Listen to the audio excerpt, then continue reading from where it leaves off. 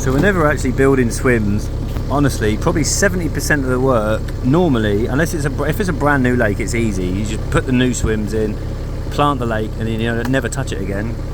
But whenever you work at club waters, it's like I say, it's no one's fault, no one's to blame. It's just how it is. It's the same all over the country. But the sheer volume of material that people use, it's so overkill. You don't need to do that.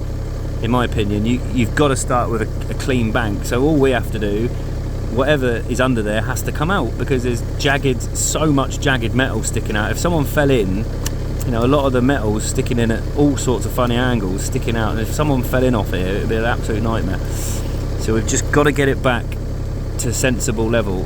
So by doing that, we've had to take this bank all the way back, and I'm going to take it back even more, and then what we've done is this section here, all the metals come out of there, all the sleepers, all the crap, all the stuff like this, the brickwork, as much stuff as we can get out, and then got rid of the undercut banks, and then I can push all this stuff back in, rebuild it so it's absolutely clean. That's the thing, you don't want bricks. If you use bricks and rubble, they create gaps. It's like loading a method feed or a PVA bag. You want it tight and compact, and then it always will be tight and compact. The more crap you put in there, the softer it is, and the more gaps there is, and the more holes there is, and eventually that's what makes it, keep falling down. So that's clean, that bit. This bit obviously isn't.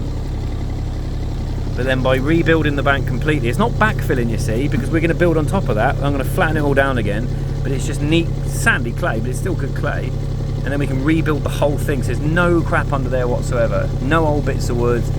But I understand it, on a work party, people just, all right, we've got a couple of hours, let's just chuck another couple of sleepers in there. It's like when you look at this one over here, it's actually pretty good.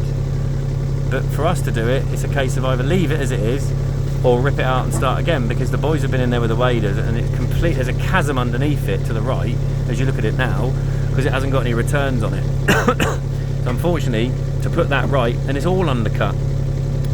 And it's all a matter of time and how we use the time best, really. But everyone we do, we want to do it properly. But to get in there and do that properly, I've got to take those steps out and take that bank down at least half of what it is, just like here, basically. So these are quite big engineering jobs, really. But so you either sort of leave them and forget about them and keep bodging, or you rip them out and start again.